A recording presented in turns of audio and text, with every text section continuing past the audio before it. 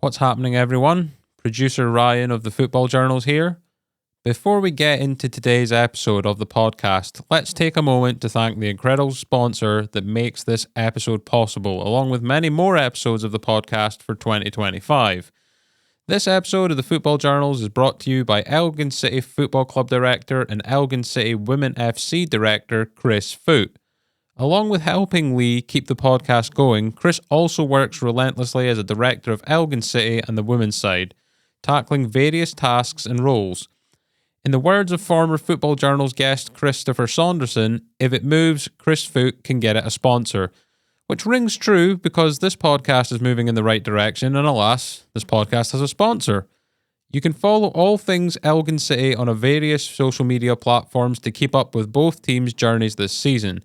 You can also check out episode 37 of the Football Journals, where Lee spoke to Chris about his life as a director, the progress of Elgin City, and his love for Manchester City. But, you know, in my opinion, you can just skip over to that last part, if you know what I mean. But in all seriousness, thanks once again, Chris, for your continued support, helping us keep the lights on here at the studio and making bi-weekly releases of the Football Journals podcast possible. So without further ado, enjoy today's episode. Episode 39. We have a referee in the house. I think going back to about episode 11, off the top of my head, episode 12 for our last referee, which was Jamie Acas. Got a bit of a, no offence to Jamie, we've got a bit of a higher level referee in the house tonight. Welcome, Scott Macdonald. How are you, sir? I'm very good, thank you.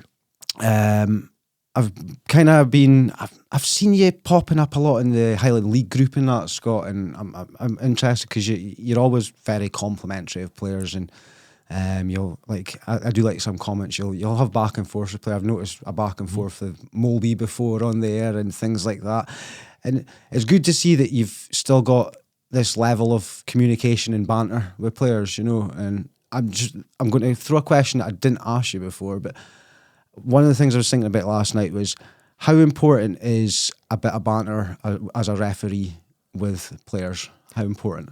Right. I think it's really important. Mm-hmm.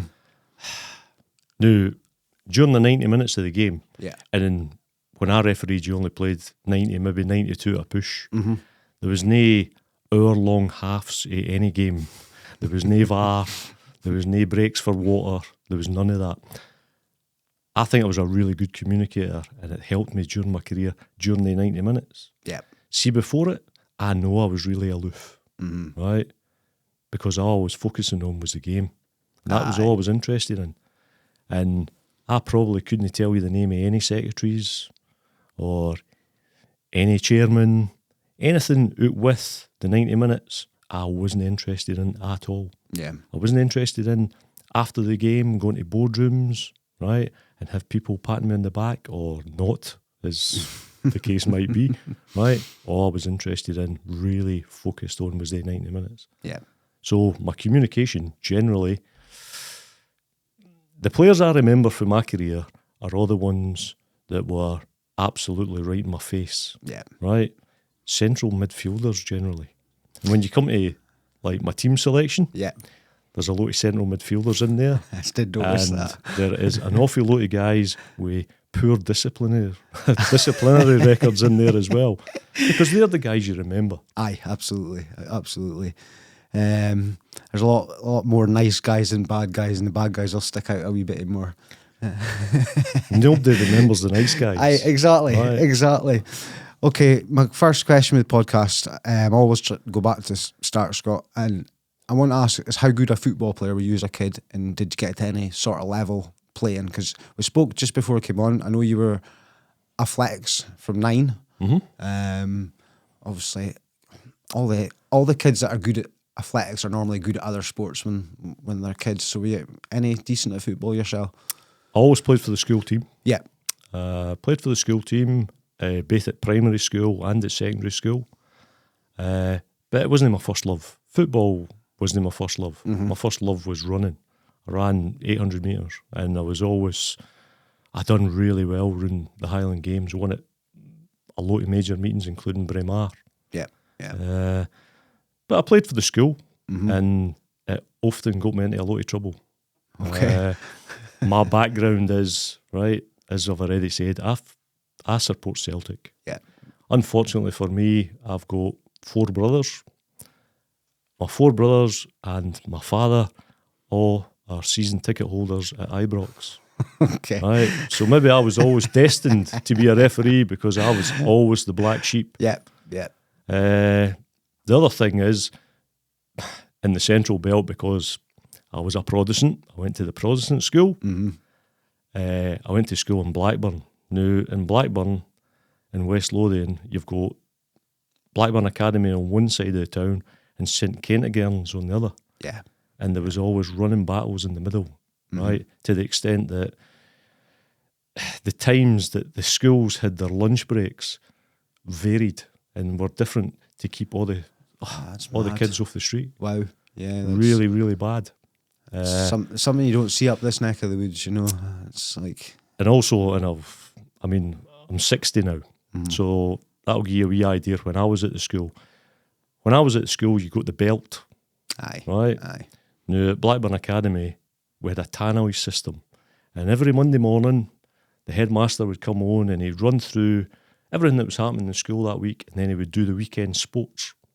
Right, okay. So I was playing for the school on the Saturday. I gave away a penalty against St Kentigern's, and we got beat 1-0. And the headmaster came on, he went, here's the scores, 4th year boys, Blackburn Academy 0, St Kentigern's 1. And Scott Macdonald, report to my office right now. And he belted me 6 times. No for giving a penalty away. For giving a penalty away against St Kentigern's and getting beat 1-0. Right? And all the years I was at school, I was lucky that my oldest brother, boxed heavyweight, or I would have got a hell of a lot more batterings at the school for supporting the Celtic. Yeah. I think I was maybe one of half a dozen Okay. out of 1,500 kids that supported Celtic at the school. It's a brave choice at that age, Scott. Hat off to you. As people will see, I'm wearing a Celtic top right now, and I'm no denial of being a Celtic fan. So it kind of takes me nicely into my next question, I suppose. We've ticked off your favourite team. Did you have a favourite player, somebody you kind of looked at? Oh, aye. Aye. Douglas. Kenny Dalglish, yeah. Douglas was just the king to me. Would you been around about the kind of Quality Street Gang kind of time growing up? Would that have been... Maybe 72, I think I went to my first game. 72, 73. Yep. I think I was 9 when I went to my first game. And I palled about with all Celtic supporters. Yeah. Right? Yeah. Never ever told a soul. Right? Never told a soul. I just went out and played with my pals on a Saturday, but I was getting on the Celtic bus and going to Celtic Park and going to all the away games, right? And loving it. Until my big brother found out that I'd went to Celtic, right? And I was going to Celtic games, and he told my dad. My dad pulled me aside and he says, telling you right now, if you've got a scarf, don't ever wear it in this house. I went, aye, okay. Support who you want, but don't ever wear your scarf in this house. The 1981 Scottish Cup final, right? Rangers Celtic. Yep.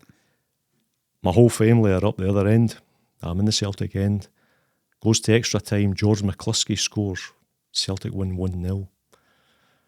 I had a couple of drinks. I never drunk because I always was running. I'd had a couple of beers and I walked into my mother's living room and I held my scarf up, right? So I had the scarf up and I woke up in E&E. My older brother broke my nose, Jesus. right? And I woke up, what happened? Right, you're in Bangor, that was the local hospital. I went, where's my scarf? You've not got a scarf anymore. He says, and all he said was, I warned you not to walk into this house with that scarf in your neck. And that was it. It was a tough... That's a lesson learned. And tough upbringing, never done that again. Absolutely, mate, absolutely. I kind of go back to it, but it's a different way. We don't see that life up here, living in the sheltered wee town of Elgin, Lossy, Murray. You know, it's a different lifestyle, and I'm not saying it's as bad as it used to be, the sectarianism and things, but that divide is so strong in that city, and you see yourself, it comes down to households at the end of the day, you know, and all for colours, you know, and it's I've always found it a bit mad myself, just a bit mad that it can kind of get to that levels. Right, Scott, here's a tasty question. First taste of being a referee. You remember the first time you were a referee? Did you ever you ever used to be like a referee in school and games and things like that, or I was playing? Never. Aye. Right. I would always be the one that was giving the referee a hard time. Mm-hmm. Right. Although I ran all summer in the games, I played football in the winter. Aye, right? okay. So I played for a couple of different teams. When I had to stop running at 24 and joined the Air Force, moved down to Cambridge, I started playing like every sport, because in the Air Force you're either at work or you're out playing sport, and I played everything. Aye. So I played golf, I played volleyball, I played squash, Yep. I played football, hockey, rugby. Was there anything else apart Played from like all these sports you tried? Was there anything else apart from athletics that you felt you could have maybe progressed a wee bit further in? Any other sport? I was a pretty good runner. Aye, yeah. But no, never gave in a second thought. Yeah.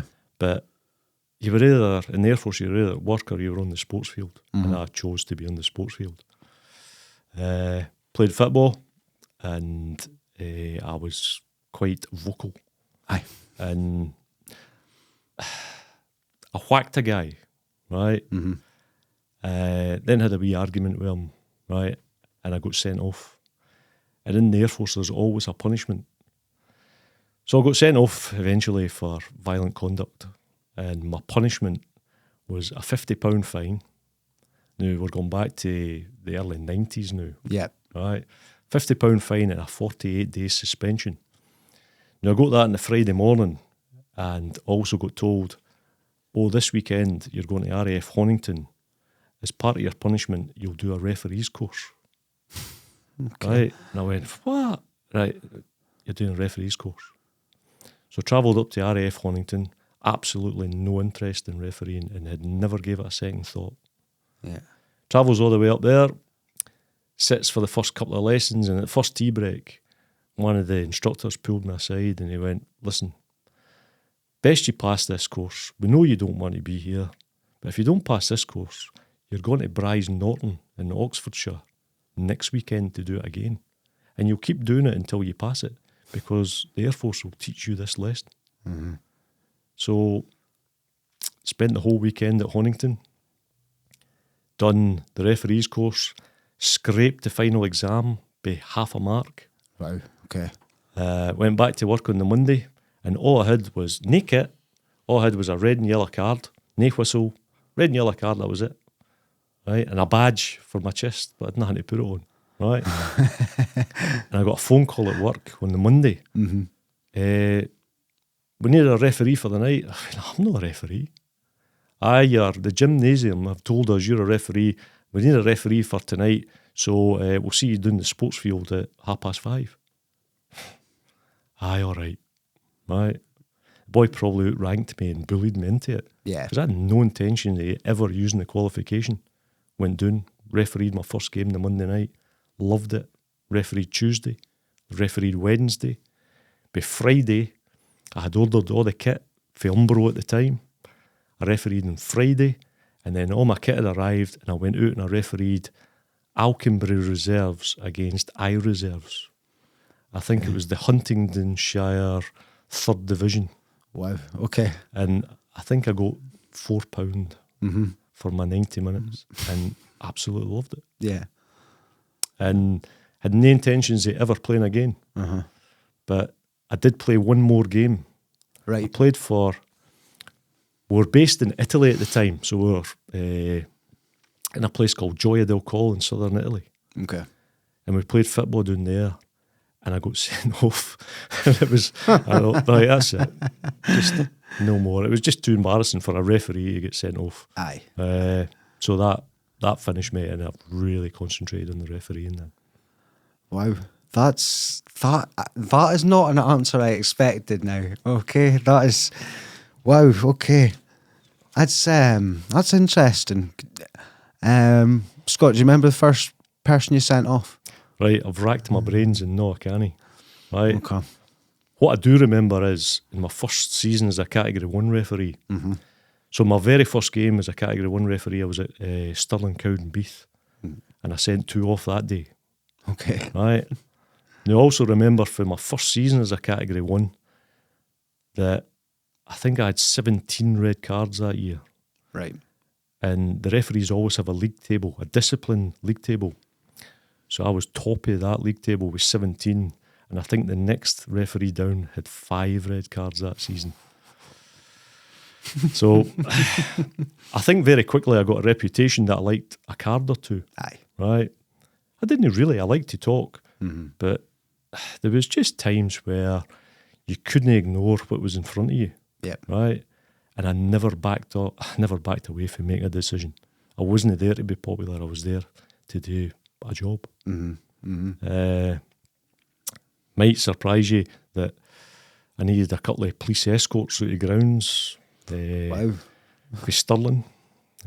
Stirling, I think in one season I had 9 red cards at Stirling, and I put their manager, the only manager in my whole career that I ever put to the stand was a wee guy called Alan Moore. Right? Name doesn't ring a bell, no. He was a Stirling manager at the time and they could win the league. And I sent 2 of his players off and gave a penalty against him that day before I put him up the stand. Right? So maybe he had something to complain. Who knows? These things happen. It would also interest you to know that the local association, Moray and Banff, they actually suspended me for a month because I didn't red card a player. Right? That's interesting now. Now, that was in a junior game. So what had happened was, it was the Elgin Derby, New Elgin Bishop Mill. Yep. And it was a corner kick, and I watched the player go over, and all he done was touch the ball and run away. And I knew it had been taken, and I sort of came for the back post, round towards the front post. Guy dribbled it in, scored. And the full-back, it was a big fella called John Proctor, chased my assistant referee up the line, saying, "That wasn't even 10 properly," or words to that effect. Yeah. Right? And I was right there, right on top of it. He put his flag up, "I want him red carded," and he panicked. It was one of his first ever games. Mm-hmm. He was also English, so he didn't understand the local Twang, yeah. terminology, right? It wasn't addressed at him, right? And I says, "Here's the situation, I'm only got a yellow card him." And he went, "Right, I'll leave that with you." We got in at half time, we spoke about it again. We spoke again at full time. Yeah. Unfortunately, there was a couple of guys in the crowd, and they told the local association, and they had a meeting, and they decided to suspend me for a month, right? Aye. Now, at that time, it was coming towards the end of the season when it was all the cup finals. I appealed it, took the local association to Park Gardens in Glasgow. Right. Went into Park Gardens, walked into this room, huge big room, 13 of the executive of the SFA and me sitting there, having to defend myself why I didn't red card this guy, right? And I explained it all, and I had put it on writing, and I was in there for about an hour and a half. Wow. And it took them 30 seconds to make their mind up to say, "You know what? You're absolutely right." And they quashed it immediately. Yeah. Right? But unfortunately, that cost me my promotion. That at that particular time, that cost me my promotion to the Highland League. Because a week later, they were making their decisions to who would get up onto the senior list to referee Highland League football and run the line in the Scottish Leagues. Yeah. And that suspension, right, despite the fact I overturned it, definitely cost me that season getting onto the senior list. Wow. This is fascinating. There's a lot of politics. There's a lot of Honestly. politics within the referees' Yeah. body. There's not more than enough politics. You think there's a lot of politics in football? Refereeing's no different. since I've been involved in football the last few years, I've realised that football is all politics. It's that 90 minutes on the pitch is, at least if anyone's concerned, it's what goes on what goes on off the pitch, 100 mile an hour. But I love it as well, so I wouldn't have it any other way. Here's an interesting one, because I know you've had a broad spectrum of games to pick from. Who's the best player you've refed in your career? Highland League. We can go Highland League and then just a general one if you want, Scott. I've stuck it to the Highland League, right? Yep. My very first game in the Highland League was in 1996, and it was at Huntly, when Huntly were the champions of the Highland League and had an unbelievable side. And I could probably, the team selection that I go into, the best players that I've ever refereed, I could probably just name that 11 for Huntly, right? Yeah. Because they were that good. Yep. So my very first game was at Huntly. They won 4-0. Pele was the manager. The best player that I've seen in the Highland League, I've probably got to say Doug Roovey. Yeah. Scared the life out of me. I blew up for the captains to come into the middle. Yep. The Nairn captain came up, and then this monster of a guy came up and shook hands with him, and my hand disappeared, right? And he was that gruff, and his hands, I think he'd taken a Larry skin off my hand. He was that, and I looked at it and I thought, Jesus Christ, right? Yep. But I think if you look at his background, Yeah. the fact that he was a Scottish international, Yes, and he exactly. played at Aberdeen, he won the European Cup Winners' Cup, and he went to Chelsea, I think I'd have to say that he was the best player I refereed in the Highland League. Absolutely, yeah. But the other player that was outstanding for me in the Highland League was Martin Stewart, Yeah. who played up front for that same team. And former Football Journal's guest, Martin. Aye. Yeah.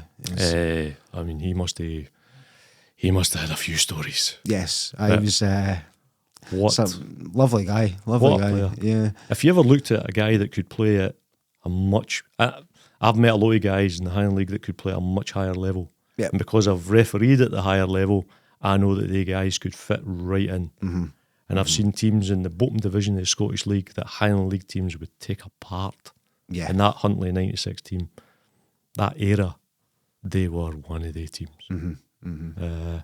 So I'd say him. That's brilliant. It's I love how that's an ex guest. That's fitted in perfectly. Okay, here's another going to be interesting question for you, Scott. How do you feel reffing in the modern day using video analysis replay? Right. I would hate it. Aye. Right. I would absolutely hate it, because when I was in the middle for the 90 minutes, I was the gaffer. Right? Exactly. Yep. Every decision, even if my assistants made it, was verified by me. And as the referee, I want to make all the decisions.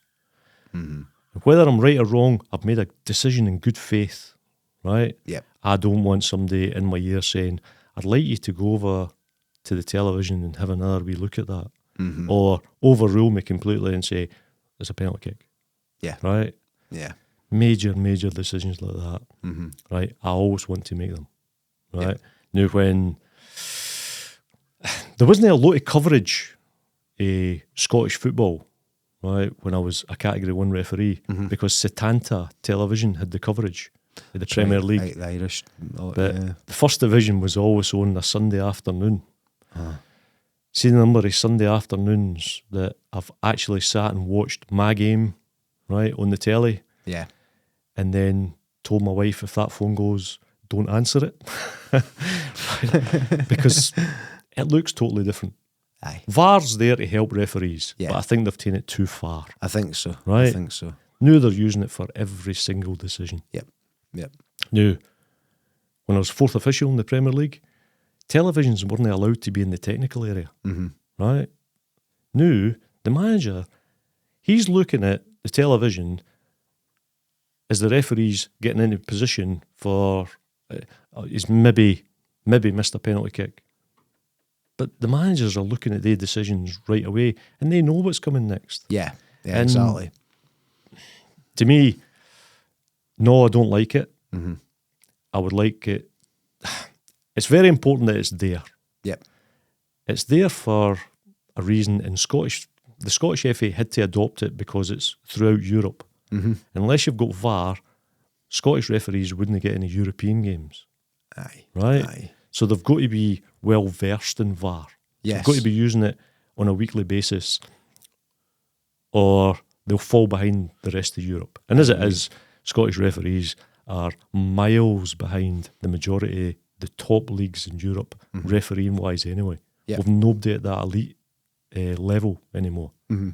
I mean, when I became a Category 1, I walked into a room with Jim McCluskey, Hugh Dallas, Kenny Clark, Stuart Dougal, Willie Young, John Rowbottom. I could name another dozen who were top European referees, right? Not just regarded as good in the Scottish League, regarded as excellent in Europe. And, I mean, Dallas was Hugh Dallas, fourth official in the World Cup final, Yeah. right? He tells a great story, Dallas, right? Who I never ever got on with, Okay. right? We just clashed, Yeah. right? But Is there any? I could talk another hour about that. Is there how any we of clashed. them that you worked with that you consider probably the best in your opinion? One of the best referees. And who would you say? Oh, Dallas. Yeah. Oh, Yeah. For all that we didn't get on, right? He was a brilliant referee, Yeah. right? I done quite a number of games with him. Aye. And every one of them was an education. Just being in the room with him was an education. Yes. Aye. But we didn't have much of a relationship, which in the end didn't do me any favours because of the position that he held. Yeah. Aye. Absolutely. But the story he tells is the World Cup quarter final, Italy against Korea, right? Yeah. He was sitting in the stand with Kalina. Kalina, the Italian, Yep. was shouting on the Koreans to win. Dallas was hoping that Italy won, because even at that stage, at the quarter-final stage, if Italy got knocked out, Kalina would get the World Cup final. Okay. If Italy went through to the semi-finals, Dallas would have got the World Cup final. Wow. That's how close he was. And since then, Craig Thompson done really well in Europe, went to European Championships, done brilliant for Scotland. Yep. Was an excellent referee. Wally Collum, widely respected in the game.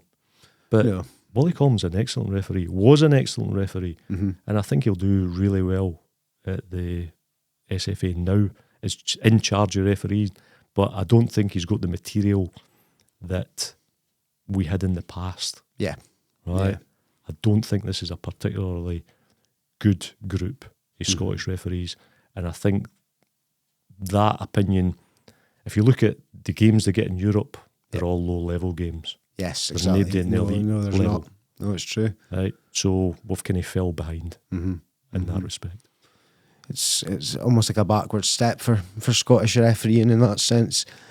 The other thing about VAR is, right, it's only a matter of time before there's an instant for a penalty kick review at one end that the referee's no given and a goal scored at the other end. Yeah. Yeah. Then they're going to have to cancel the goal and go back and get a penalty kick at the other end. And if you can imagine that, if that happened in an Old Firm game, you have got absolute carnage on your hands. Yeah, you've got riots happening and things like that. It's yeah.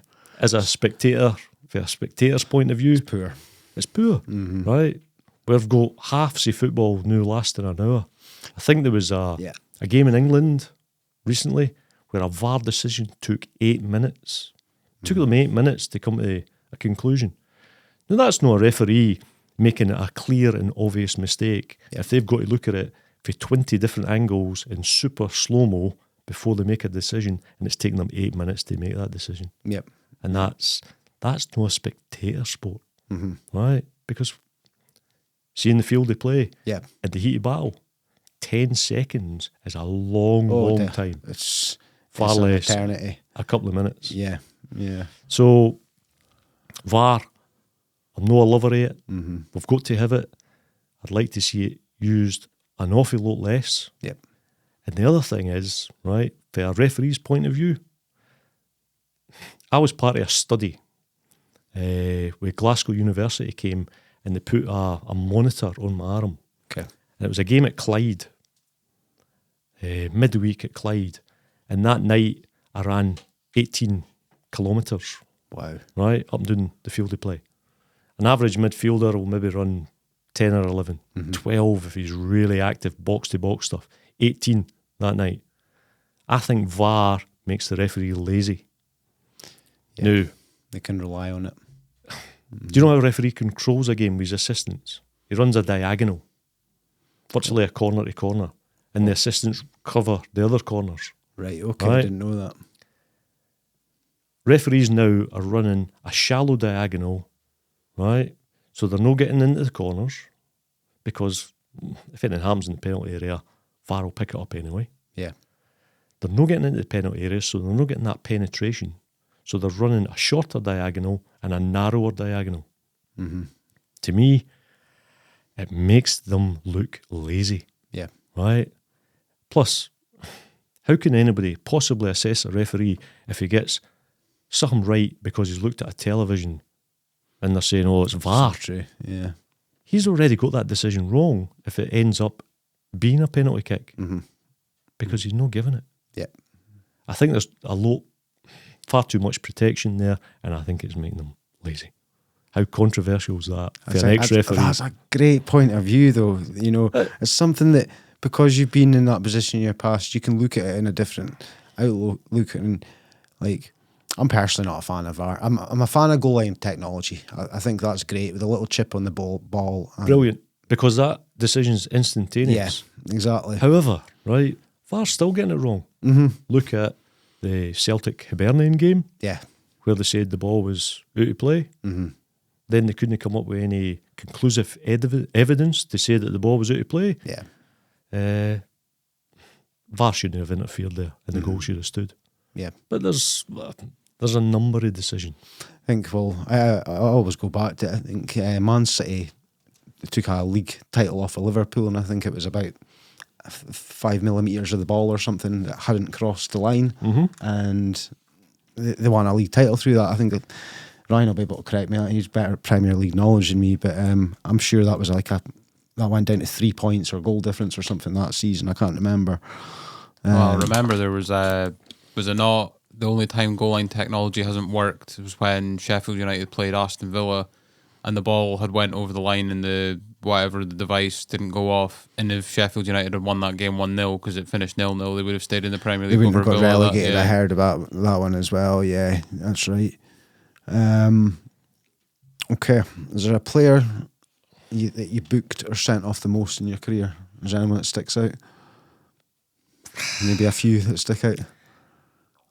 There probably is, but see if you look at my team selection, right, the vast majority of them are in that team. Yeah. Because they're the ones you remember. They're the ones you remember because you've got...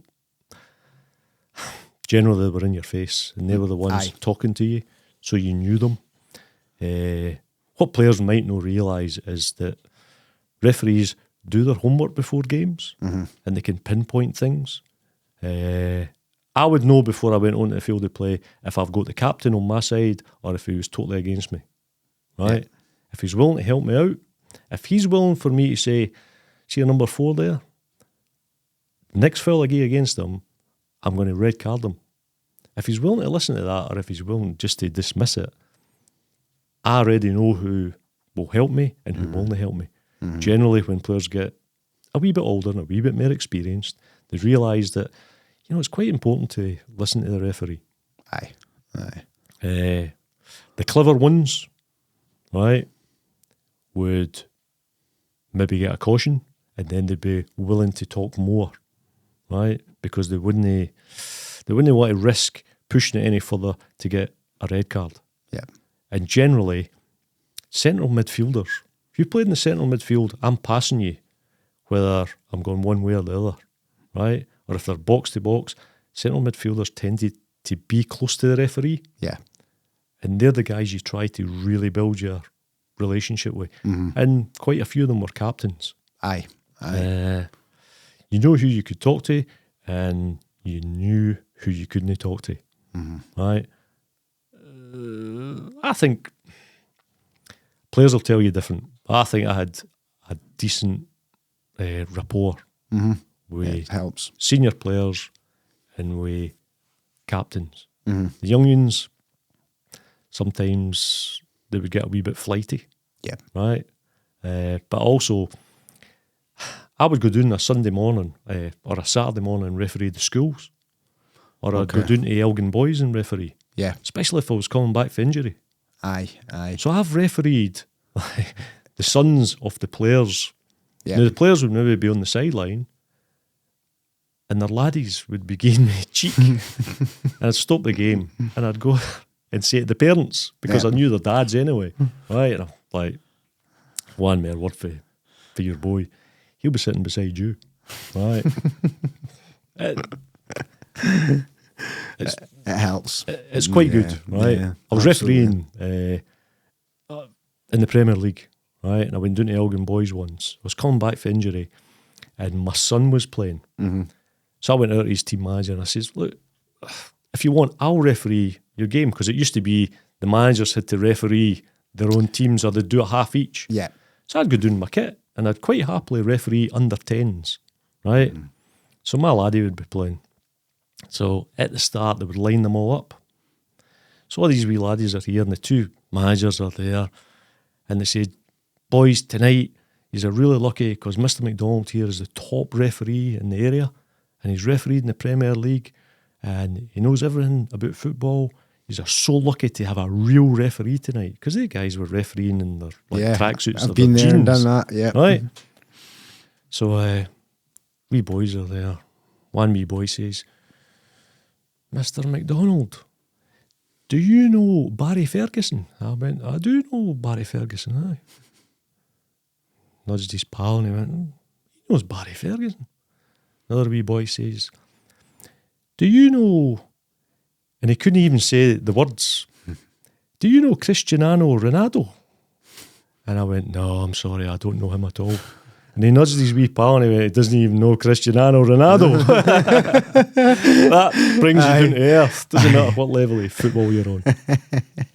That's quality. Right, here's a maybe an open admission one.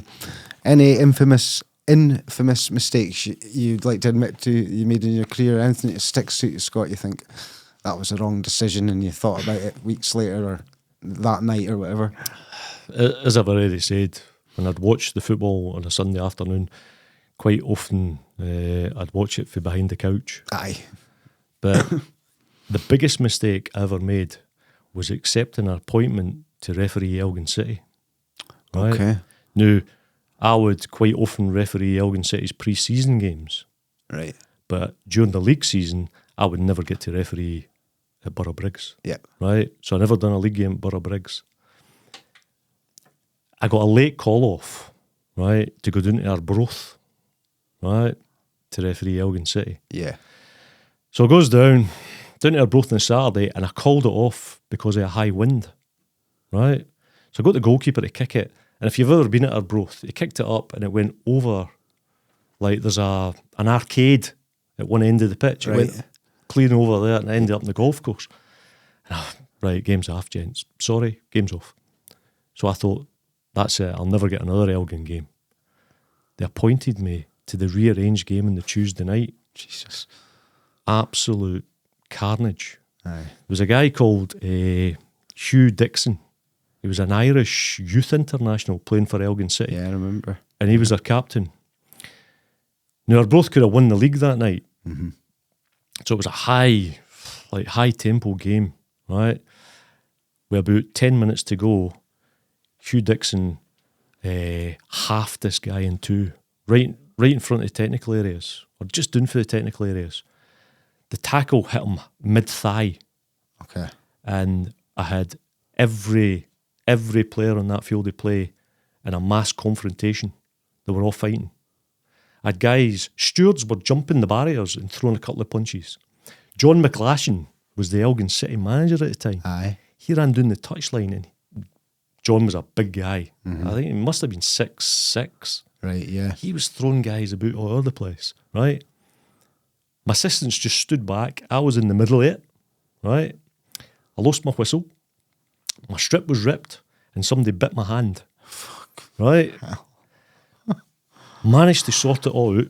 When I say sort it all out, I had a guy called Joe Savage, right? Yeah. I had him under my arm, right? I had him in a headlock under my arm because he was going wild and he was ready to kill somebody and there was blood everywhere, right? Managed to separate them all out. 3 red cards, 9 cautions, right? For the one incident, Aye. right? Gave her both a penalty, the 1-2-1, right? Absolute carnage after the game. The 2 policemen that were on duty escorted me to my changing room. I got locked in, right? Right, you're not coming back out there. Apparently, I know it to be true, right? An Elgin City player called David Niven got his jaw broken in the car park after the game. Christ. I know who done it. Clearly I never seen it. I was locked in my changing room. I had lawyers on the phone at my work at 8 o'clock the next morning. I was sitting at my desk and a lawyer for Glasgow phoned me. I then phoned the SFA. I said, you have to phone the SFA and speak to them. I can't possibly speak to you. Mr. McDonald, we'll take you to court and you will speak. Best of luck with that. You hate to speak to the SFA. I then got dragged down and it was in Hampden at that time. Huge television with Donald McVicker sitting on my shoulder. He was in charge of referees at the time. Yeah. Hugh Dallas, right? Half the executive for the SFA running through, right? And they couldn't believe I only got 3 red cards and 9 yellows out of that incident. They wanted a whole load more, right? That was the biggest mistake I ever made in refereeing, accepting to referee Elgin City. Aye. And I had no way had any influence over it, right? To me, I just went out and I refereed one team against another. That was a major mistake. Aye. After they had said, right, we're wanting more than 3 off and 9 cautions for that incident, I had 2 weeks in the Highland League after that. I never got a Scottish League appointment. Wow. That was my biggest mistake. Yeah. Okay. That's a big one. It's let me just clear my throat. Sorry, Scott. Okay. Now here's because I know the level that you've been at. What's the biggest game? Right. Okay. I'm gonna two-part this for you actually. In general, what's the biggest game you've ref? Just like crowd or size of the game or that, and then to you, what was the biggest game in your personal, there'll be a game that meant more to you than crowds of people, something that meant personal to you, if you know what I mean. So we'll go with biggest game just in general you think you've refed in. Right. The 2003 Highland League decider. Cove Rangers, Devon Vale at Allen Park. And if you'd ever been to Allen Park was the bare minimum size of a football field. Yeah. Right? So it was like 50 yards, but it was like being on a school park. And the crowd's right on top of you. With a late kick-off that night. It was an 8 o'clock, it was a midweek game, 8 o'clock kick-off. It was late to let the crowd in. And the crowd at Cove's right on top of you. It's a tiny field of play. That game decided the Highland League, right? Devon Vale won 2-1. Absolutely brilliant game on a terrible field of play. Had that game been at Princess Royal Park, which was my favourite, right? Because it's a massive field of play. Yeah. It spreads the game out and you get better play, right? Unfortunately, that game was at at Cove, and Cove's the only ground that I didn't want to go and referee there because it was too small. The size of it, yeah. I did come up with a way around that. Okay. I was there one day in the Highland League. I think it was definitely Cove. Aye. And after 5 minutes, I sent 2 players off. And see, just taking it down to 10 aside, it just gave us more space to move, right? And I thought, Love that thinking. I'm going to do that every time I come here because it was brilliant. I also got knocked out. I got knocked out twice in my career on the field of play. Jesus. Right? I got knocked out at Allen Park. Goalkeepers could score goals. And in their days, no goalkeeper rolled it out and nobody played for the back. No. Right? It was a big punt. Well, every punt ended up virtually in the other penalty area. Aye. Right? Aye. A windy night, right down on the coast at Cove. He puts it up in the air. Oh, God. Can't mind his name. Puts it up in the air. It's really high and it's swirling about. And I'm getting caught underneath it and I'm trying to back off it, right, just to get away. While I'm watching the centre forward and the centre half. And the centre half volleyed it and it caught me in the side of the head. Knocked me clean out. Right? Christ. I came round and the Cove physio was enjoying himself far too much. He was spraying water in my face and slapping my jaw. And I think a couple of them had a wee kick at me while I was down as well. But that was Mad. I hated going to Cove. Yeah. Because it was too small. Yeah. But that Highland League decider in 2003, that was a great game. When I came off, I'd played 5 minutes extra. Okay. Right? I was really enjoying myself. Aye. Right? It was just a great game. And Greg Carroll came running on the field of play, and rather than celebrate that he'd just won the Highland League for the first time with his players, he came running onto me and he goes, "Have we got that bleeper ready?" Where the fuck did you get the 5 minutes from?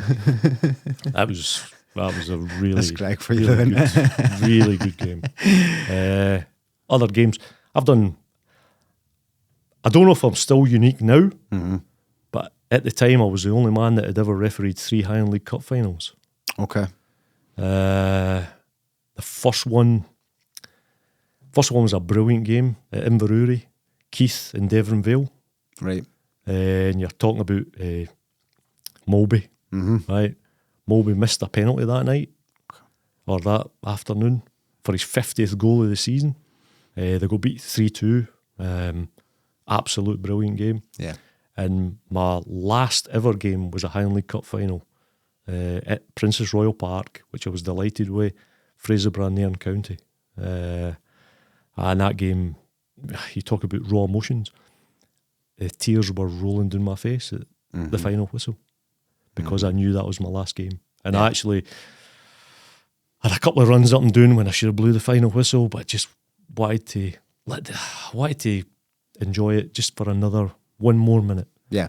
And there was another 30 seconds. There was another. I just had one more run up the field of play. Right.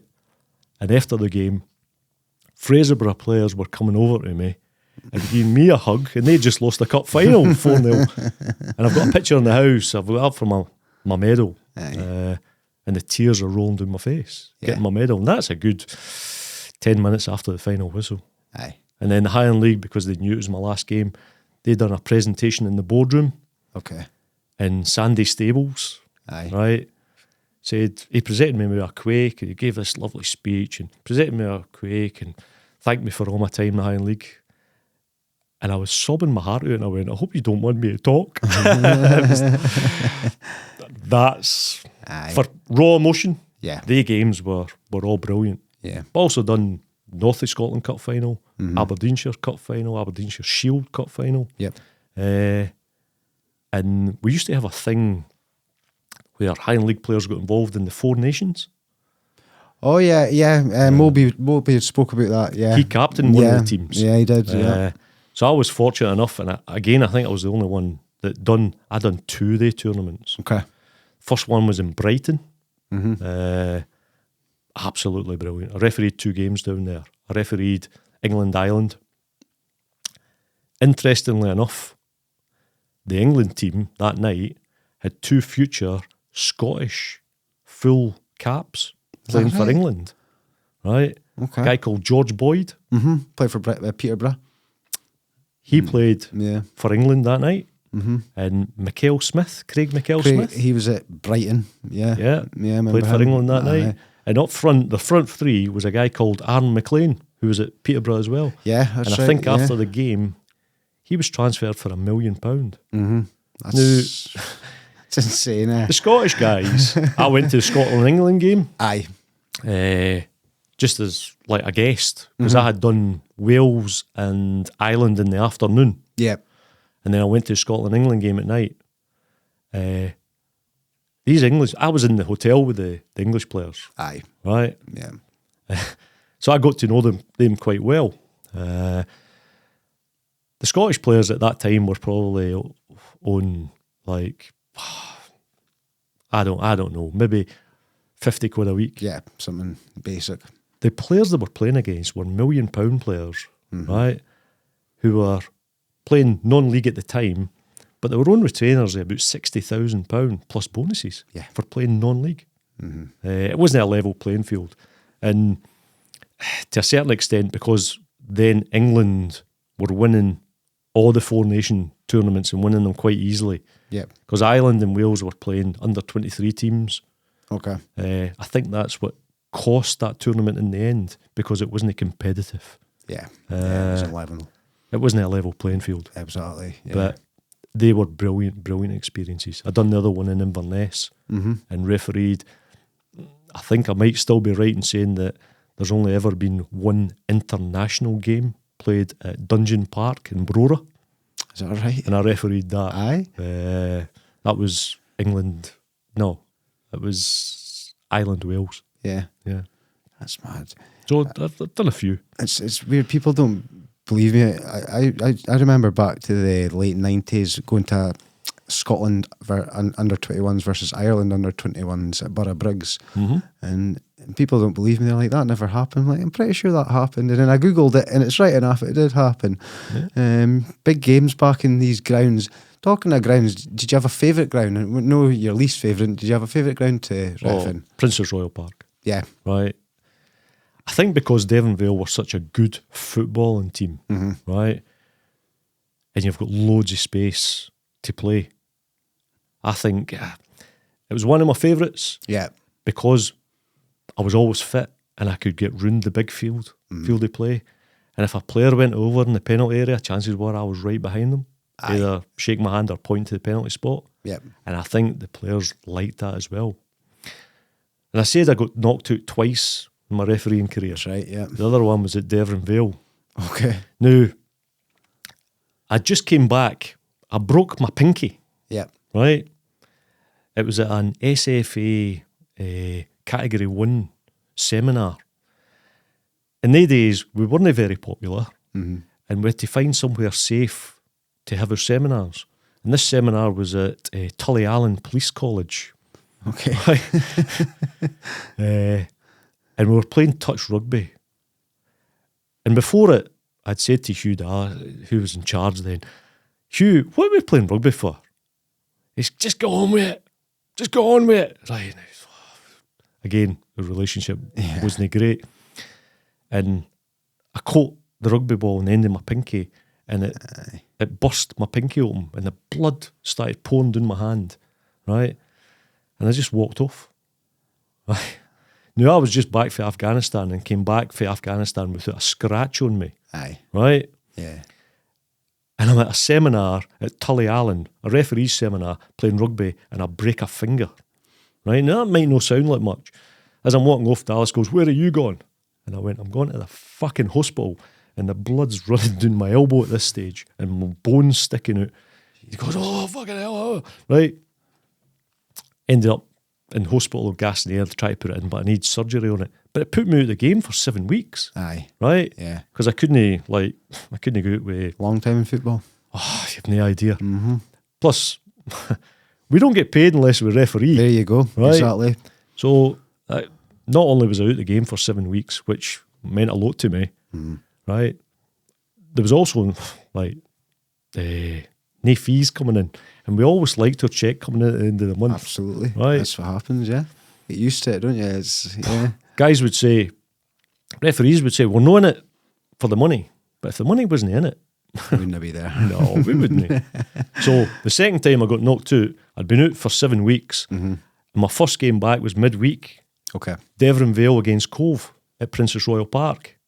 And Dave Edwards was covering the game for the Press and Journal. So I'm out warming up and I'm coming off just at the halfway line, right?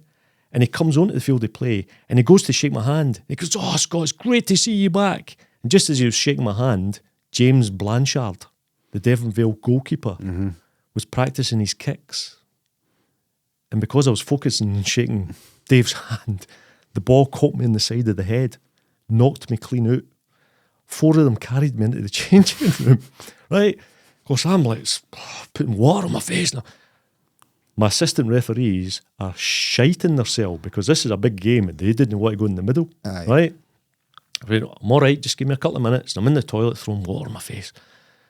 "Right, I'm all right, let's go." Desperate for the game. 7 weeks out was a long, long time for me.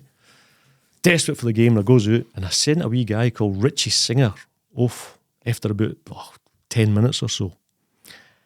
And I wrote in my book, number 111. I still had double vision. And I had refereed, I don't think I was right until half time. Aye. Right?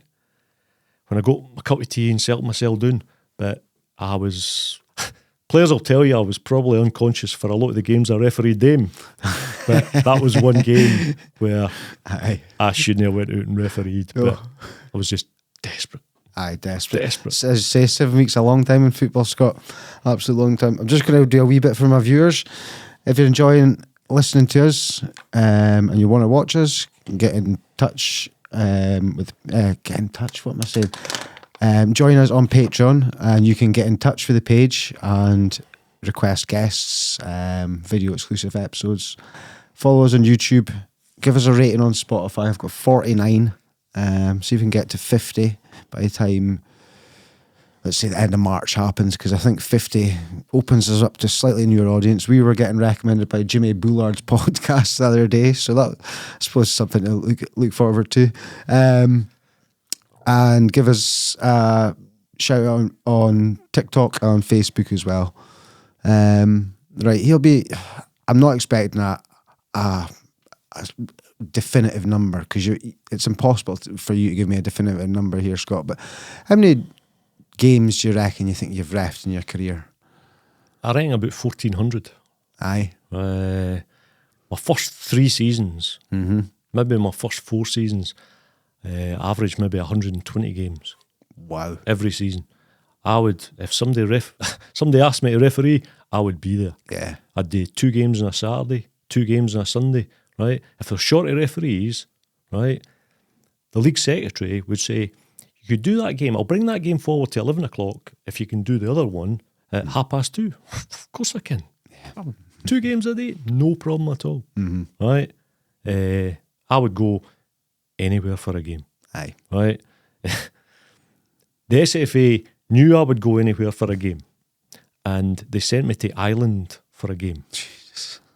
Now, I got a phone call, I think it was about the Thursday. "Scott, what are you doing on Friday?" I said, "Well, I'll be in work." I says, and then I'm due to go to Partick Thistle on the Saturday. "Right, how do you fancy an overseas trip?" "How overseas are you talking?" "Right, go down to Glasgow Airport, Friday morning, you're flying out to Ireland." I went, "Aye, okay, no problem." No idea what I was walking into. I walked into a Shelbourne game. Shelbourne had just been stripped of the Irish League title. They had closed down. They'd been made bankrupt virtually. Okay. They'd closed down their own stadium, and I had to go to this smaller stadium to referee Shelbourne Limerick, knowing nothing about the teams, right? Yeah. Down to Glasgow Airport, flew out into Ireland. A driver met me at the airport, took me to the game. I thought, what? It's not going to be right. I was thinking nothing. I got a wee bit background of the driver. About half a mile for the ground, right? There's police everywhere. Horses, dogs, right? The roads are all blocked. Driver rolls the window down. He says, I've got the match referee here. I'll have to take him up to the ground. No chance. Part there, he can walk. Right? That gave me a wee idea of what I was going into. Aye. I got a police escort all the way to the ground.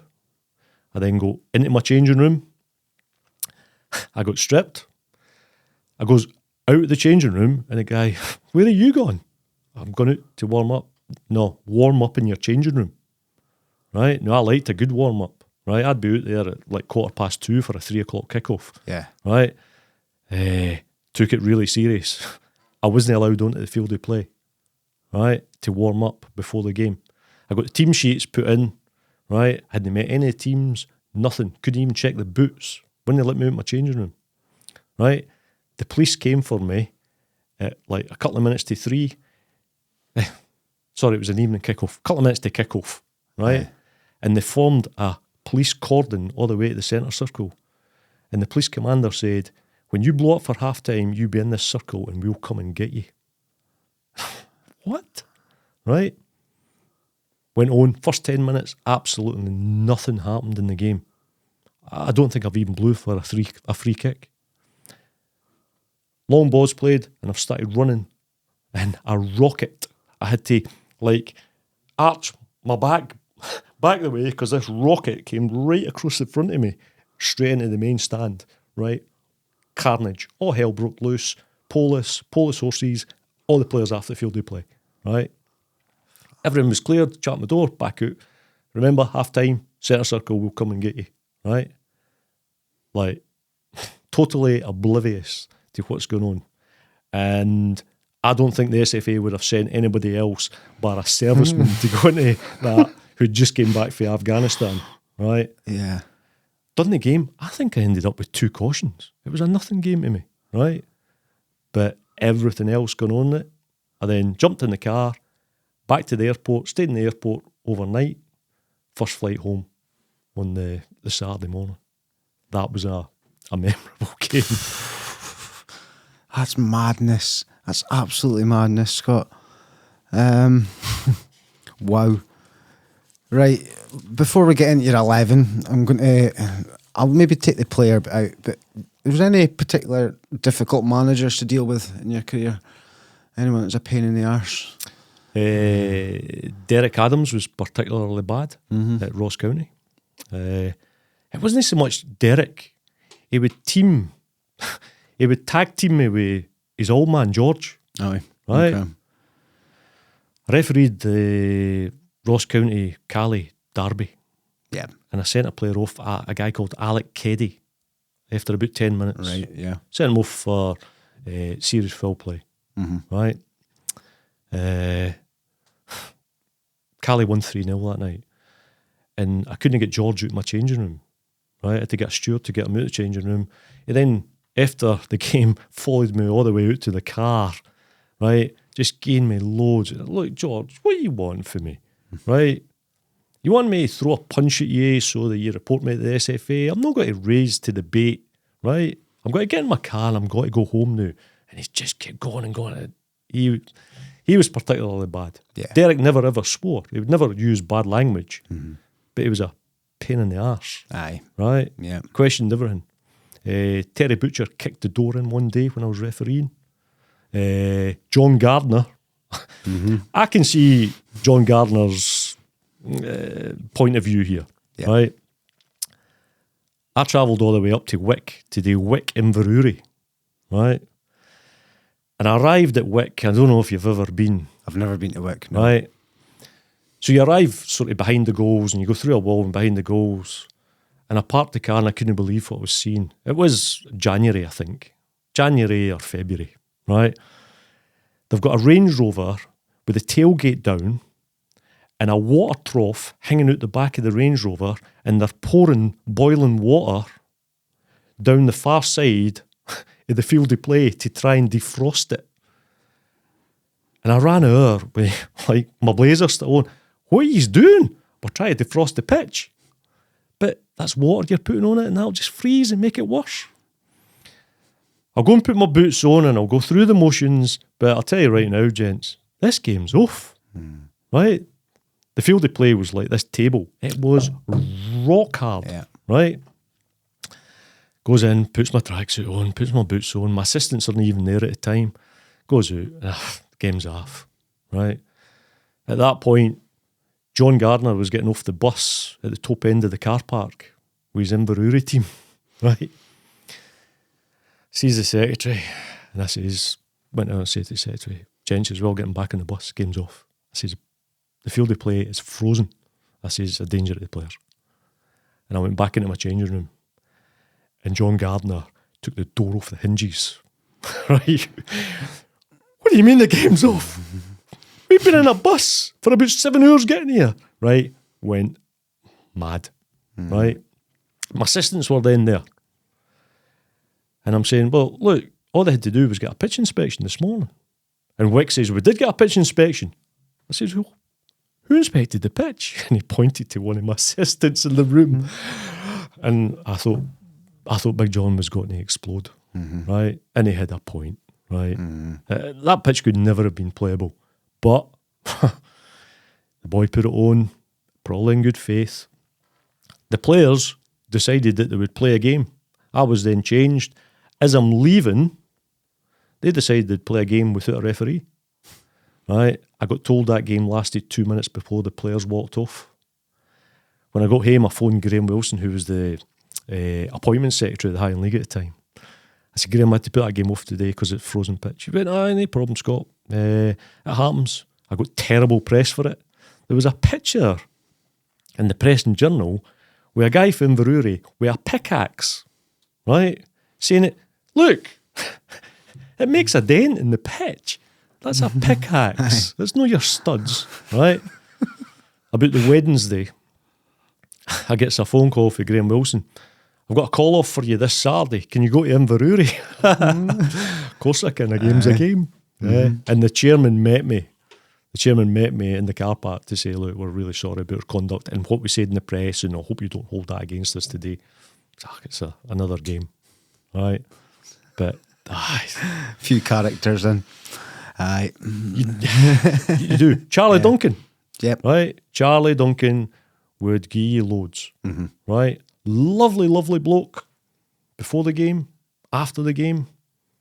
See, I had to go over, like I said, I've only ever put one manager in the stand. Right? And that was the Stirling manager. Right? And he probably had a point. Right? I'd sent 2 of his players off and gave a penalty against them at that stage already. Charlie would go wild at you until I went, I'd have a wee quiet word. Charlie, next time I come over, I'm putting you in the stand. Never ever had to put him in the stand. Good as gold after his first warning. Yeah. As soon as I could get that first warning out, you learned, if it was 5 minutes in, get out there and give him that warning. Whether he merited it or no, just give him the warning. Right? Quiet him down. You'll have a lovely It's like match afternoon. prep almost. Oh, it was great. We talk about Stirling, right? Of all the crazy things you've got to send a player off for, right? I had to send a player off for pulling a player's hair, right? Stirling. Stirling was my graveyard. Aye. Everything happened at Stirling, right? Police escorts out after the game, right? Everything happened at Stirling. So the game's gone on. The goalkeepers were doing it at centre forward's feet. Both end up on the ground, but the goalkeeper's got the ball, and I'm quite happy with that. And I've started to backtrack towards the halfway line. Next thing, my assistant puts his flag up. Goes there, what is it? He went, the number 9's just pulled the goalkeeper's hair. I went, you're joking me, right? No. He's pulled his hair. He says, better give him a warning. I said, I can't give him a warning. I says, that's violent conduct. Aye. I'm going to have to send this guy off because you're telling me he's pulled his hair. Oh, well, it doesn't matter. You've told me now. Aye. Blows it up, stops the game, pulls the player off. It was a guy called Scott Macdonald, I think. Right. Right? I think he played for St Johnstone, maybe. Okay. Right? So his name was Scott. So the headline in the Sunday papers was, Scott has a bad hair day.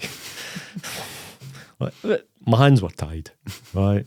There's some things that happen to referees that couldn't possibly happen to anybody else in society. Aye. It's mad. Okay, Scott, what do you reckon's your proudest achievement in football? Give me a few if you want. Is there Getting to category 1, right? massive? Absolutely massive. Try to find my notes. I wrote a few down actually. Right. I'm on question 12. There we Right. are. Getting to category 1 was Yeah. a major achievement for me. At that stage, right, there hadn't been a category 1 in Murray, right, for 30 years. Yeah. I don't even know if Murray and Banff have got a category 1 now. At that stage, Mike Ritchie was Murray and Banff's first ever category 1. Yeah. Mike came for Macduff, so the other side of Banff. But from this area, I was the only category 1. I was the only one that got promoted to category 1. I don't know if that's still the case. I maybe don't hold me to this, but I think Kevin Buchanan's possibly round about category 1. No. I think there's a guy who's a member of Murray and Banff, but he lives in Glasgow. Couldn't tell you. don't Not sure. But getting to category 1, refereeing the Premier League meant a great deal to me. Doing games abroad was brilliant. I not only got games with the SFA, I also got games with the Air Force. So the Air Force would send me out to a refereed in Holland, France, and Italy with the the RAF. Sorry, they were great. When you get a European game with the SFA, you've got to wear Adidas, right? Okay. Now I always wore like Joma boots, right? Because they were wider fitting and I could get my feet into them. Yeah. But I was told, right, you've got this game at Braga, right? It was Braga Harmonby. You'll have to wear Adidas boots. And the SFA wouldn't supply them. So I was at Cali the week before I went. And I went and seen the kit man at Cali, right? Tommy Cummings, I think his name was. Okay. Right? He's probably still there, right? And he gave me a pair of Grant Monroe's boots Aye. to go and do my European game, right? Polished them before I gave them back to Grant. Yeah. But I wore Grant Monroe's boots in Portugal for a game. That was great. That's just mental. That's some brilliant answers. I've got a great insight into reffing and being a coach, and like I'm not going to see things from your point of view. Being like I'm not saying that the referee's not my biggest fan, but the referee, to me, if things are not going your way and it's a defeat and that, it could be the worst person in the world. They've probably done their job quite well, but you'll pick on the littlest of things to try and justify a defeat as a coach. So it's good to see things from your point of view, Scott, and open my eyes up a little bit. Well, I'll try to anyway. We're going to get into your 11 in a second, but I'm just going to ask, right, with your 11, you've given me, and I know there's a lot of midfield, would that be a 3-4-3? I'm going 3-4-3. 3-4-3. Yeah. You've almost got you've got 3 centre backs, and then you've got almost 4 centre midfielders, and then 3 forwards. So. Listen, players will look at that team and they'll say, referees know nothing about the game, right? Look how narrow he's playing that midfield.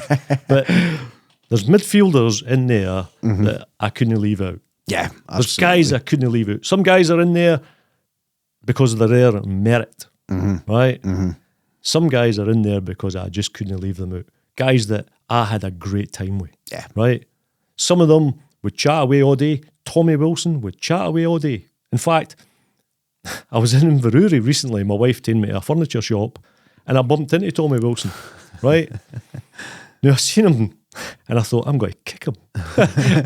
I'll draw my studs down the back of his calf and see how he likes it, right? But we just went out and we stood there. We must have blared for an hour, Aye. right? Aye. Tommy would talk the hind legs off a donkey, right? Great captain, great leader, great guy to have on your side. The number of times I would say to him, "You're number 4, Tommy, his next foul, I'm going to red card him," right? And he would sort that out. Yep. Off, cut for the same cloth. In fact, no, it wasn't cut for the same cloth. It was cut from a harder cloth. Was Robbie Brown, right? Aye. Robbie Brown. We had no relationship, but I would always get a grunt out of him, right? Absolutely fantastic player, fantastic captain, right? I don't think he liked me much, Right, yeah. but I think he sort of listened occasionally, right? But centre midfielders, I could have put 11 centre midfielders in there. In fact, there's guys in there there's guys in there that were fantastic centre midfielders. Yep. So I'll read through and then we'll go through the players. Kev Main, Russell McBride, Doug Rugby, Mark Chisholm, Tommy Wilson, Doug Baxter, Rob Brown, Darren Still, Charlie Brown, Martin Stewart, Ian Murray. I'll start off with Kev Main. I think Kev Main's had about 3 or 4 mentions on here in top 11s. Right. When you asked me to do my 11, I had 10 in mind for weeks. Yeah. Right. And I didn't have a goalkeeper. And I could have put John Gardner in. But the Huntly team he played behind, if you think about his background, Aberdeen and that, Yeah. the Huntly team he played behind, I could have played in goals for Huntly during that period. Right? Yeah. You had guys like Ross Bremner. You had guys like Mikey Ray. Yes, of course. All aye. considerations. I refereed Jim Calder in the Highland League. Aye. Right? Yeah. Jim's had a few Some mentions. brilliant goalkeepers. But I could have put in a guy called John Campbell, Okay. right, who played at Fort William for a couple of periods. I think he had a period at Clack. He might have even been at Nairn for a spell. John was one of the guys you couldn't take your eyes off, right? Right. Because he was an absolute nutter. You didn't know what he was going to get up to next, right? But for me, Kev Main over a period of time, I think he was the best goalkeeper in the Highland League. Yeah. Right? I had a few shouts of Kev, especially in the last kind of 20 years. or Agility, so. and he wasn't. I don't think he's the biggest. No. Right? No. He's definitely not got the physique of a Mikey Ray, Yeah. right? Or a John Gardner. Yeah. But shot stopping, superb. Yep. I could have put in Desi Strong. Desi Strong. Yeah. Right. I refereed him as a really young boy. And then he had a period up at Wick, Yeah. right? So I'd go up to Wick, and a goalkeeper, the youth goalkeeper for Elgin City, was up at Wick. Absolutely great character. I bumped into him a couple of times, right? He's a postman in the Bucky area. I've seen him in Lossy as well. Would never walk past you. Lovely bloke. If he was a foot taller, what a goalkeeper he would be. So in front of Kev Main, we've got Russell McBride. Now, Russell, I can't remember. I think Moby mentioned him in his 11. I'm not too sure. So obviously they played together, Fraser Brun, things like that. It wouldn't surprise me. Yeah. Russell was maybe a bit before his time. He could play in the modern game. Yeah. He could take the ball for the back. Really, really good captain. He had a wee spell at Elgin City as well. He did, yeah. I think him and Mikey Stevens had a wee spell at Elgin City when they went into the Scottish League. Yep. Mo would have been in the same team as him at this time as well, at Elgin. Yeah. But Russell, really calm, good in the ball, good, solid player. Doug Rugby, we spoke about him before. Would he be your captain of your 11? I think he would tell me he was the captain. Aye. Right? If he didn't, I would get to Rob Brown. Aye. Right? Aye. The Brighton Four Nations tournament in Brighton, he captained Scotland. Okay. Right? I always thought he ruled with like an iron fist. Right? And he didn't have a soft side. One of the players we get mentioned on quite a few times in here, just for his aggressiveness and this style of play, was did you have much experience of Davy Moreland? Yeah. How was Davy to ref? Was he one you had to keep an eye on as well? He played behind Doug Rugby. Yeah. Right, in that team. Now, Moreland, here's another story. Right, I was on the Highland League line at the time, and I got appointed to Huntly. It was a midweek game, and the referee was a guy called George Simpson for Aberdeen. He was a wee bank manager, really good referee. The morning of that game, Davy Moreland had been in the court for assaulting George Simpson in Aberdeen. Right? He got fined £200. That night, George Simpson refereed him at Huntly. All the press was there. The national press was there. Now, George said to me, Scott, what I want you to do is, as soon as I blow for half-time, you come up beside me. Full-time, come up beside me. Do not let Davy Moreland anywhere near me.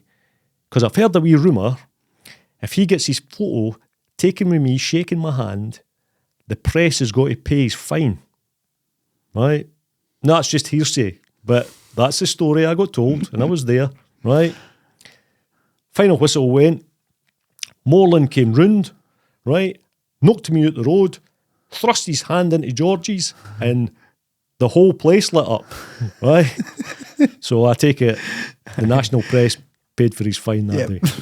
But again, I could have put the whole 96, 97 Huntly team. Highland League team in there. Aye, absolutely. Yeah, great player. The other guy that missed out at the back was a guy called Graham Masson that played for Lossy. We've just had a mention of him in Ronnie Dunbar's 11. He played with him. Yeah. He was a sweeper, right? Yep. And just, right, you'd think, I mean, I'm taking it too far, but the only example I can use is, like, he played like Beckenbauer. Yeah. Right? And that was when Lossiemouth were a top 3 or top 4 team in the Highland League. When they were top Fraser Kellis. Yeah. Right? He's really unlucky to not be in there. Yeah. Mark Chisholm. Great. Good player. Scored a lot of goals. Right? Great in the air, although he's not the biggest either. Yep. He could play in centre midfield as well. Right? I'd probably playing him out of position just to get him in. Aye. Great player. Right? When Rob Brown left and he came over as the captain, I think he lost a wee bit of his game. Aye. Right? Yeah. Because he was then helping his teammates. But during that period, unstoppable. Aye. Great player. Right? In fact, in later years when I went to Nairn and I was in the Nairn technical area and Mark was in the Devon Vale technical area, he still thought it was his job to give me shit. I'm just minding my own business, right? And he's talking about Mark and this and Mark. I'm just here, Mark. It's not somebody else is refereeing. Aye. But really top player. Yep. Right. Tommy Wilson. Yeah. Great voice. Great. Right. I think Tommy had came for Celtic Boys Club. Okay. When he signed for Inverurie. Yep. Right? Brilliant.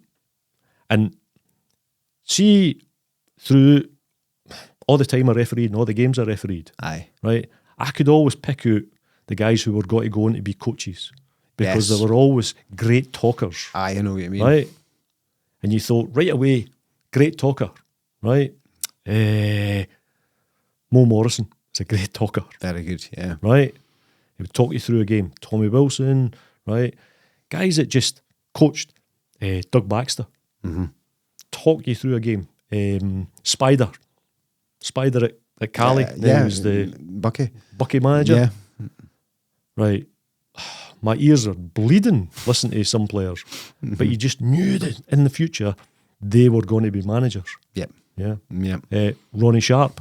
Ronnie Sharp, aye. I refereed Ronnie in the juniors when he played for Nairn St Ninians. Yep. Right. And there was games I thought he was just marking me. Aye. Right, because he was in my ear the whole time. But great coach. And in later years, I actually seen him coach because I was part of his technical area team. Yeah. Fantastic coach. Yeah. Yeah, really, really good. So Doug Baxter, Tommy Wilson, Doug Baxter. Sorry, Rob Brown. That's where we're going next. Yeah. So Rob Brown seems to stick out a bit for you, does he? Oh, he does. I probably sent him off a couple of times as well. Yeah. I don't recall a game that I didn't caution him in. Right? He'll probably tell you the same. Right? He was just one of the players. He was wholehearted. Right? It was a pleasure to be in the field to play with him. Yeah. That sentiment might really surprise him, right? Because I would imagine when I was refereeing and he was playing, I would imagine he thought, he fucking hates me. Aye. Right? But total respect. Yep. Charlie Brown. I think Charlie's had his third mention now. Aye. Character. Lightning pace. Yep. Right? I thought I had to put one winger in. My other winger was Billy Ferris. Oh, I've had a lot of mentions of Billy. Oh, lightning quick. Yeah. Right? I never refereed Billy when he was at Ross County. I only picked him up the back end of his career when he was at Brora, when Brora was a bottom 3 team. Aye. Right? But Billy was lightning. Yeah. And Charlie's another player you couldn't take your eyes off. Right? Because he would be doing something. Yep. Right? Lightning pace. You'd go through to Forest and they would just give the ball to Charlie. Aye. Right? And he would be doing the wing, scored a lot of goals. Yeah. But his support play, great. And again, a great character. Right? He would give the referee plenty. Right? I wonder sometimes how the young referees now, right, would go on with some of these players. Aye. Right? Aye. Because football's changed. Yeah. Oh, Right. it really has. Yeah. The laws of the game is responsible for that in many ways. Because the laws of the game is you virtually can't tackle now. Aye. You can't blow on a goalkeeper. Right? Yeah. Players are rolling all over the place. You never had that in my day. One of my favourite sayings was, get up, you're Jesse, because you're making a fool of yourself. Aye. Right? I can't say It's a different game. It's mental. And we'll finish off in the last two, both ex-Football Journals guests. We've got Martin Stewart and Ian Murray. That would be a front two to have them two playing together. I think there's goals in there. Aye, there's a lot of goals in there. Right? Martin Stewart, big centre forward. Right? Mulby would just play off him. Yeah. Right? Mulby would score more goals than him. Right? Simply because he's a greedy wee bastard. He did all the tap-ins and that. My first time in League Cup final, they got beat 3-2 by Keith. And I knew he was coming up for his 50th goal. And I gave them a penalty and he missed it. Or it was, I can't mind. It's a long time ago. It's 20 years ago now. Yeah. But he came back to me and he goes, I got 52 goals that year because I got 3 for Scotland as well. Lightning quick, right? I maybe just missed out on Ian Stewart being at Lossy. Yeah. Right? But what I seen in Mulby, right? Lightning quick. Yeah. Right? Goals for anywhere. Cheeky. A real handful for any referee. I mean, that whole team apart from Kevin Main, right? They are an absolute handful. Yeah. Right? Anybody going out and refereeing They 10 outfield players, they're earning their money that day. I'm interested. Was Martin quite a handful on the pitch to keep an eye on as well? He played with he played in a team. He learnt from them. Gobshites. Yeah. Right. He played up front with a guy called White. Gary White, sorry. Gary White. Yeah, And Gary White. He would run through a wall for Pelly. Yeah. Right. He was maybe his foil. In fact, I can probably... It's episode 17. So if I just take a quick look, here we go. So he had Gary White, he had Brian Thompson, Lugs. I refereed Lugs. Stevie Lennox, Yeah, brilliant player at Huntly. Marco De Barros. Right, De Barros was Velocity. Aye. Right. Yeah. De Barros, they used to say you could put him in a phone box with 3 defenders and they wouldn't get the ball. Aye. Right. Steve Gray, Yep. Russell Gild, Davy Moreland in there as well, Kevin Walker, John Gardner. Aye, a lot of big names. So Martin, Martin just picked the Huntly team. Yeah, pretty much. Like, did Martin pick up a lot of bookings for you, like in his career? I just when I met Martin, he seems such a placid guy, you know. And Aye. He's in there for his goal scoring, Aye. not for his discipline record. Just some players stick out as just being brilliant and could have played at a much higher level. Well, And he's certainly one of them. we had Pelly and we asked Pelly who was the best player he managed in his career, and out of Aberdeen, Inverness, all the teams, he said Martin Stewart was special. He said he could play for any SPL play team he for wanted. any SPL team he wanted.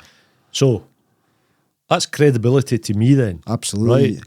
That shows you know a player. I know Scott. what a player is. Highlight that bit. Turn that sound up at that bit. There's a TikTok clip for you, Ryan. So Pelly actually highlighted him as the player that could have played for any club in Scotland. Aye.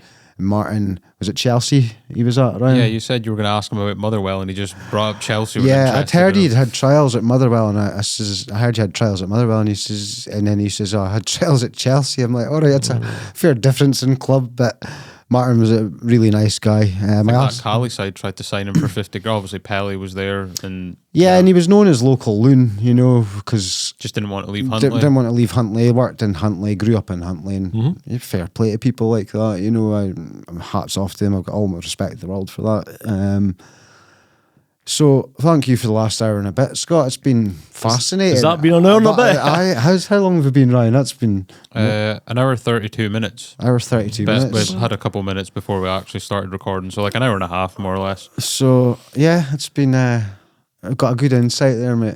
There is one player that's a wee bit unlucky not to be in that team. Okay, Although I wouldn't take out any of my 2 forwards. right, Connor Gethins. Mr. Gethins. Right. Yeah. I actually never refereed, or to my memory, I never refereed Connor in the Highland League. Yep. Right? I did, however, referee him as I think he was 16 when he came over to Ross County. Yeah. You Right. said that. And I was refereeing a game out the back of the stadium. I can't mind who they were playing, but it was a youth team game, right? And Connor was playing in that, right? I think the strip was 3 sizes too big for him. And he got a kick and he went down, and as I was going past, he said, "I'm going off for treatment." Yeah, off you go, right? And the ball ended up at the goalkeeper, his goalkeeper, right? So the goalkeeper kicks it long, and I watches Connor run onto the field of play, one of the best goals I've ever seen in my life, volleyed it for the goalkeeper's clearance straight into the top corner. Never seen anything like it in my life, right? I blows up, no goal, yellow carded him for entering the field of play without my permission, right? And it was an unbelievable goal, right? But Connor, with his goal scoring record, I mean, I've seen scoring a lot of goals for Nairn County when I was there. Never refereed him, but he's very, very unlucky not to be in that team. Yep. But I think I would stick with Ian Murray and Martin Stewart anyway. Well, it's interesting to say that. I don't reveal to my guests reveal to my viewers, sorry, who's coming on next, but it kind of ties in nicely. So if you think about Martin Stewart, you think about Ian Murray, you think about Connor Gethins. So I'm going to leave a wee teaser for my viewers. I'll tell you after, Scott, who it is, but I've probably got, if you were to look at their goal scoring record, I've got somebody that's probably got a better goal scoring record in the Highland League coming on just shortly. So I'll leave that for my viewers. If you want to find out who, join us on Patreon for £5 a month. I know, Ryan. I Good can at see this Ryan. advertisement thing right now. Yeah. And I think I know who it is. Okay. I'll give you my opinion. Oh, a great story about him as well.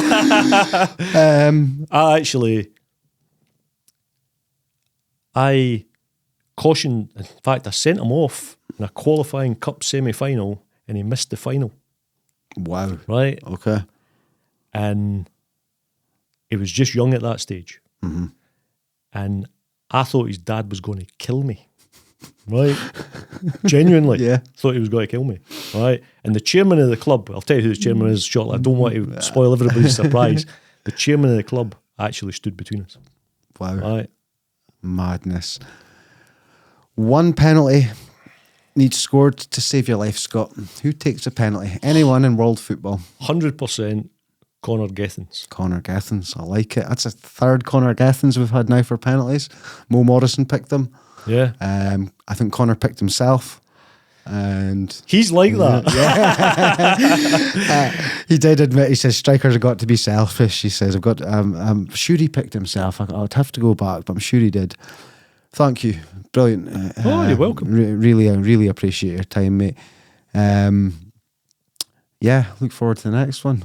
The Football Journals is now on Patreon. If you sign up on Patreon for just £5 a month, you can get access to our upcoming guests and the chance to ask your own questions, the ability to watch our podcast with full video exclusive, audio only on all other platforms. You can get your episodes earlier than anyone else, sometimes a few days, sometimes a week, but you will get your episodes earlier than everyone else. Chance to request guests of your choice. We will do them our utmost to get them on the show, if obviously within reason. I can't go asking Cristiano Ronaldo on the show. And one bonus episode per month. There's already a bonus episode on there. You'll get a further bonus episode every month. Sign up today at patreon.com/footballjournals, capital F, capital J. That's a sign up today at patreon.com/footballjournals, capital F, capital J.